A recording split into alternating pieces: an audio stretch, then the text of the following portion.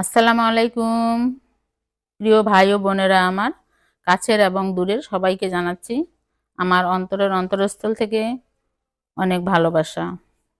তো আজকে নিয়ে এসেছি এই যে নরম তুলতুলে টক ঝাল মিষ্টি পরোটা কিভাবে তৈরি করব। তো তার জন্য এখানে আমি নিয়েছি কয়েকটা আলু, মানে দুটো বড় আলু টুকরো করে কেটে নিয়েছি। আর এখানে নিয়েছি পরিমাণ মতো টমেটো, আর নিয়েছি গমের আটা। আপনারা এটা ময়দা দিয়েও করতে পারেন। তো আমি আজকে আটা দিয়ে তৈরি করতেছি।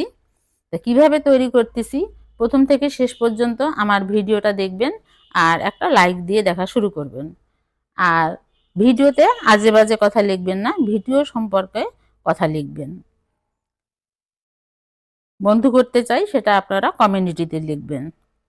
তো এখন চলে যাই চুলায়। চলে এসেছি চুলায়। একটা কড়াই আমি তেল দিয়ে দিয়েছি। এখন এখানে দিয়ে দিচ্ছি আমি কিছু পেঁয়াজ কুচি,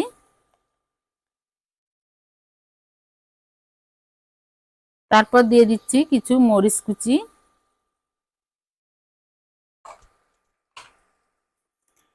আর দিয়ে দিচ্ছি সামান্য পরিমাণ একটু রসুন কুচি। বেশি রসুন কুচি দেওয়ার দরকার নাই, তাই রসুনটা গন্ধ করবে। এই পেঁয়াজ, রসুন, মরিচ কুচি সবগুলোকে একটু আমি হালকা একটু ভেজে নিব, পেঁয়াজের গন্ধটা যাওয়া পর্যন্ত। বেশি ভাজা যাবে না, বেশি ভাজলে তাহলে পরোটাটার কালারটা ভালো লাগবে না। তো পেঁয়াজের গন্ধটা পর্যন্ত আমি একটু ভেজে নিচ্ছি। আপনারা সঙ্গেই থাকুন আমি কিভাবে তৈরি করতেছি। এখন দিয়ে দিচ্ছি টমেটো কুচি, তারপর দিয়ে দিচ্ছি আলুর টুকরোগুলো।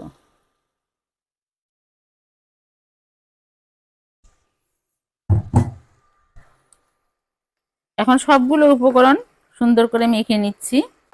এখানে কিন্তু আমি হলুদ ব্যবহার করব না।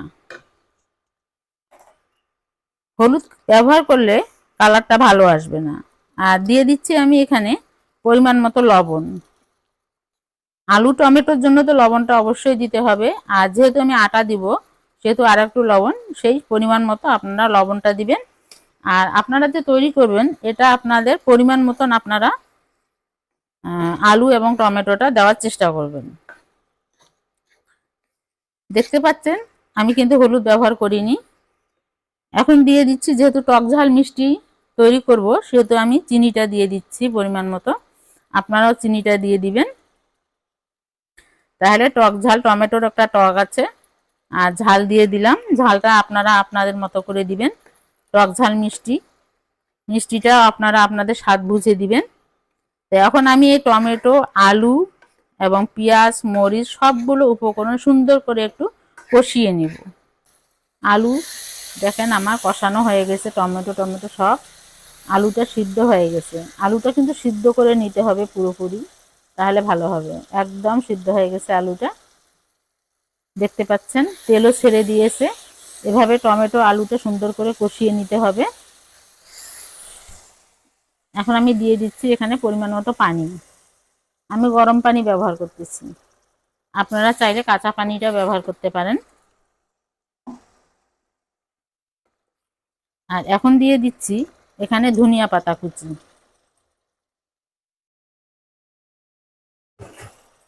যেহেতু গরম পানি দিয়েছি, গরম আমার আছেই।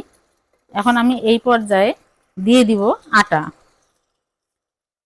আটা দিয়ে দিলাম।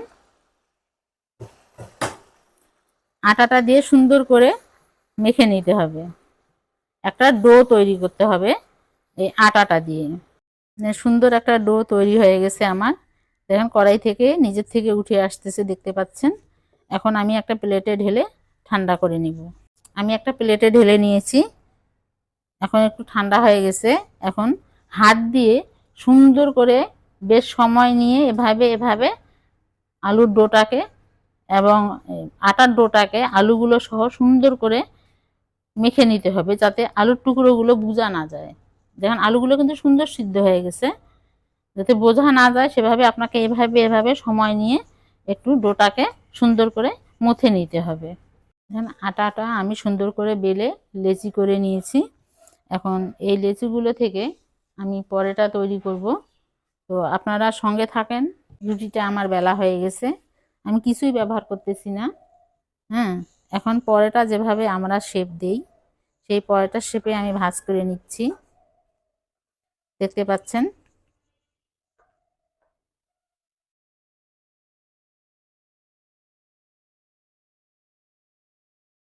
দিয়ে এভাবে একটু হাত দিয়ে একটু চেপে দিবেন,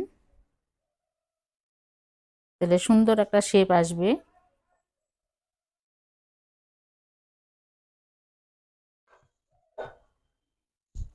একটু আটা দিয়ে দিচ্ছি।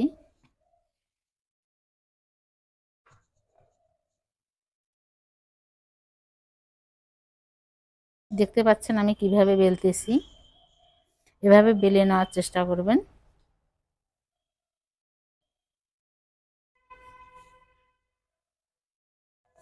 আপনারা এটা মোটা পাতলা বড় ছোট করতে পারেন, যে যেভাবে করতে পারেন সেভাবে এটা তৈরি করে নিতে পারেন। তো এভাবে দেখেন আমি পরোটাটা আমার তৈরি হয়ে গেল, দেখতে পাচ্ছেন। তাই এভাবে আমি সবগুলো পরোটা তৈরি করে নিব। দেখেন আমার সবগুলো পরোটা বানানো হয়ে গেছে, এখন সেঁকে নেওয়ার পালা। এদিকে চুলায় আমি একটা ফ্রাই প্যান বসিয়ে দিয়েছি, ফ্রাই প্যানটা অলরেডি গরম হয়ে গেছে। এখন আমি দিয়ে দিচ্ছি পরোটা।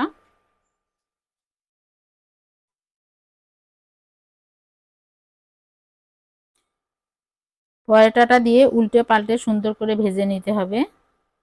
যখন দেখবেন যে দুই পাশে সুন্দর করে ভাজা হয়ে গেছে, আমি কিন্তু এর আগে তেল দেইনি, এখন আমি তেল দিয়ে দিচ্ছি চতুর্পাশে একটু অল্প করে, বেশি দেওয়ার দরকার নাই, অল্প করে একটু তেল দিলে কিন্তু হয়ে যাবে। যেহেতু আগে তেল দিয়ে আমি মশলাটা পুরটা বানিয়ে নিয়েছিলাম, সেহেতু এখন আর বেশি তেল দেওয়ার দরকার নাই। আর আপনারা যদি তেল খেতে নাও চান, তাহলে তেল ছাড়াই কিন্তু এই পরোটাটা সুন্দর করে ভেজে নিতে পারবেন। তো যেহেতু আমার তেলটা দিয়ে খাওয়াটা আমার ভালো লাগে, সেহেতু আমি তেলটা দিয়ে একটু ভেজে নিচ্ছি। আপনারা তেলটা না দিয়েও খেতে পারেন। যে এভাবে আমার একটা পরোটা অলরেডি হয়ে গেল, দেখতে পাচ্ছেন। তুলে নিলাম এটা। এখন আমি আর একটা দিয়ে দিচ্ছি। এটাকেও একইভাবে আমি দুই সাইডে সুন্দর করে আগে সেঁকে নিব বা ভেজে নিব। তারপর আমি সামান্য পরিমাণে একটু তেল দিব।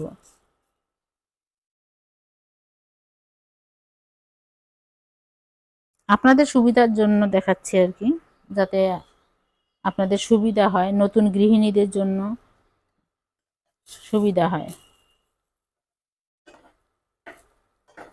দুই সাইডে আমার হয়ে গেছে। এখন আমি চা চামচ দিয়ে 1 চামচ তেল দিচ্ছি, বেশি দিচ্ছি না।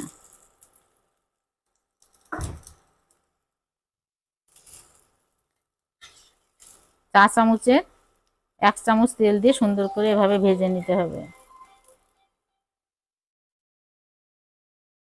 অলরেডি আমার দুটো ভাজা হয়ে গেছে, দেখতে পাচ্ছেন। এভাবেই আমি সবগুলো পরোটা এখন এক এক করে ভেজে নিব। বন্ধুরা দেখেন, সব পরোটা আমি ভেজে নিয়ে ফিরে এসেছি। তো আজকে আমার এই টক ঝাল মিষ্টি এই পরোটা রেসিপিটা আপনাদের কেমন লাগলো অবশ্যই কমেন্ট বক্সে জানাবেন। আর যারা প্রথম থেকে শেষ পর্যন্ত আমার ভিডিওটার সঙ্গে ছিলেন, তাদেরকে অসংখ্য অসংখ্য ধন্যবাদ।